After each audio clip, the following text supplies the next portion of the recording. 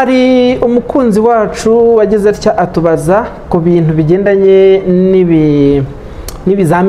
ibizamini umuntu ashobora kuba yakorerwa mu gihe bakeka ko afite kanseri y'ibere.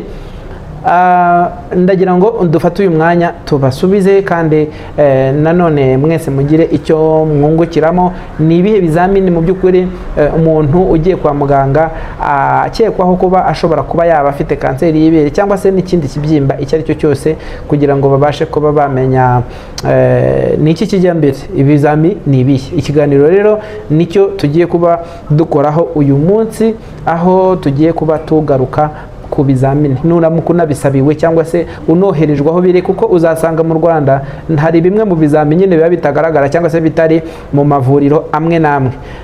Tuvuge niba uri mu ntara, ushobora gusanga ivuriro wivurizaho ridafite ubwo bushobozi bwo kuba ryasuzuma kanseri y'ibere mu buryo bwimbitse. Ese umuntu bakekaho ko afite kanseri y'ibere ni ibihe bizamini bamukorera? Nibaramuka bakohereje i Kigali cyangwa se ku ivuriro runaka, singiye kuvuga iri cyangwa ririya, ni ibihe bizamini uzitega ko bagukorera? Reka tuvuge dutya. Ubu noneho ngiye kuvuga nk'ubwira abaganga, ndatekereza yuko mu byumva.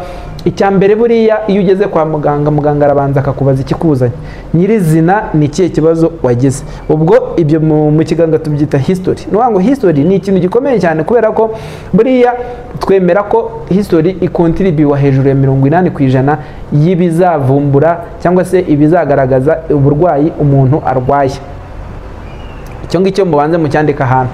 History cyangwa se amakuru haye muganga, buriya twizera ko hejuru ya 80% y'icyo urwaye nimwo muganga ayakura. Hanyuma ibindi 20% isigaye bikaba mu bindi ngiye kubabwira muri iki kiganiro, harimo n'ibizamini muganga aba agomba kugusabira kugira ngo nyine niba ufite kanseri y'ibere ibe yabasha kugaragara. Ndagira ngo mbanze nshimire abantu bakora subscribe kuri channel yacu, channel ya Dr. Richard Official. Ese ndagira ngo nibarize, mu by'ukuri ibiganiro dukora mubona atari byiza?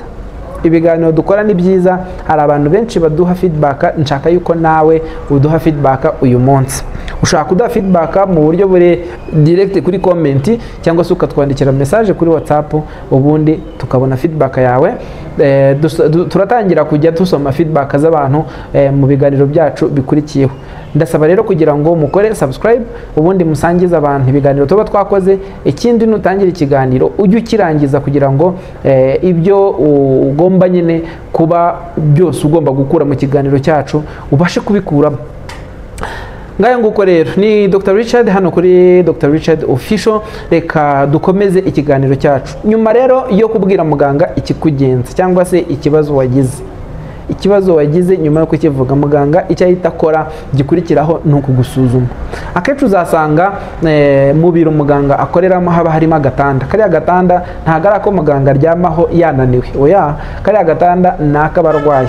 Ni ukuvuga ngo iyo umaze kumubwira ibyo ugomba kumubwira, asuzuma noneho yerekeje intekerezo kuri cya kibazo wamubwiye. Kubera yuko buriya umubiri ni mugari, umubiri ugizwe na systeme zitandukanye, ntago wazirebera zose icyarimwe. Uzacunge muganga buriya kenshi ushobora gusanga afite nk'umurongo w'abantu 30-40 bose bamutegereje. Ntago rero yareba systeme kuri systeme, agenda afokasinga cyane cyane kuri ya systeme irwaye iri mu byo wamubwiye.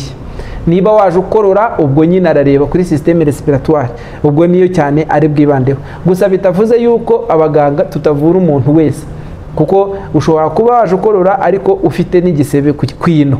Icyo gihe ntago nakureka ngo usubirane igisebe kwino, wenda gishobora kuzavamo kanseri naryo bakarica, oya.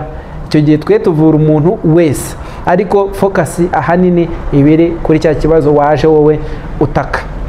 Ngayo nguko rero, iyo rero uje uvuga bimwe mu byo ushobora kuvuga uti ndababara ibere, cyangwa se ndabona riri kubyimba, cyangwa se mbona havamo amashyira cyangwa se amaraso, cyangwa se mbona hashobora kuba harimo uduturugunyu, nk'uko bya bimenyetso byose twabivuze mu kiganiro cyacu cy'ubushize. Icyo gihe muganga aragusuzuma akoresheje intoki ze. Nukuvuga ngo hari ugukoresha amaso akabanza akareba niba nta mpinduka, kuko hari ibyo iyo areba hari ibyo areba wenda wowe ushobora kutabona cyangwa se kuba utabizi ntumenye ibyo ari byo.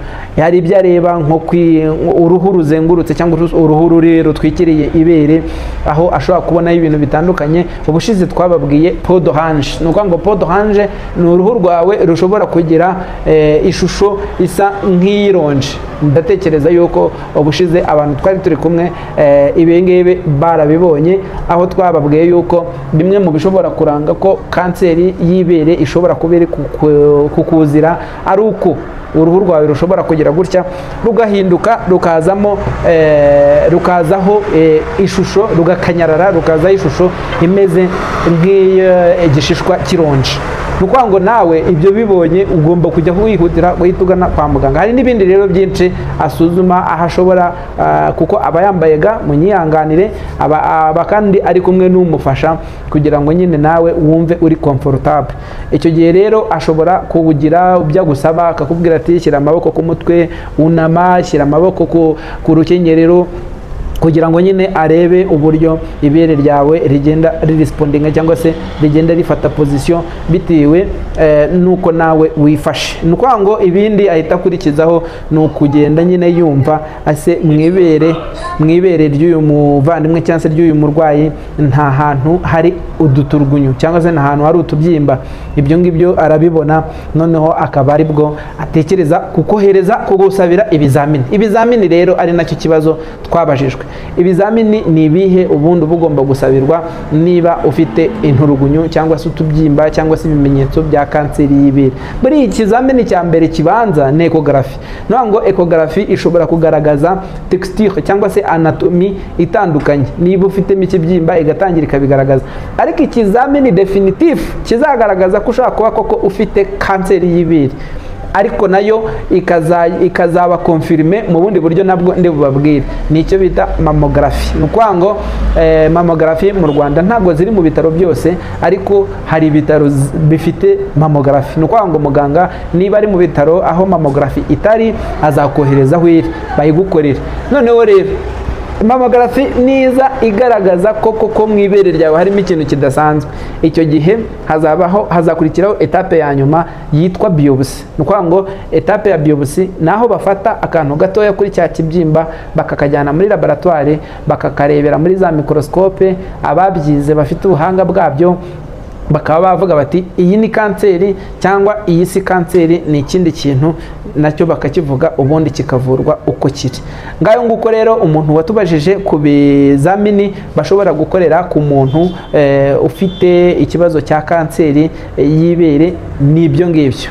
Munyemerere rero nongere mbasabe gukora subscribe kuri channel yacu, musangize ibiganiro byacu abantu benshi batandukanye baba bagiye uko mwagiye mubibona cyangwa se abantu bari ku mbuga nkoranyambaga zanyu, ubundi tuzamure channel yacu, channel yanyu ariyo channel ya Dr. Richard Official. Ibiganiro byacu nakagaruka, munyemerere tuzongere tubonane ubutaha ubwo tuzaba tuvuga ku kiganiro cyerekeranye nuko umuntu ashobora kwisuzuma. Noneho ushobora kwisuzuma kanseri y'ibere gute?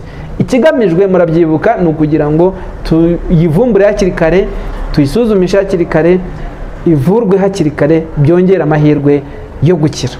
Ngayo nguko rero murakoze, murakarama, naho ubutaha. Ni Dr. Richard hano kuri Dr. Richard Official.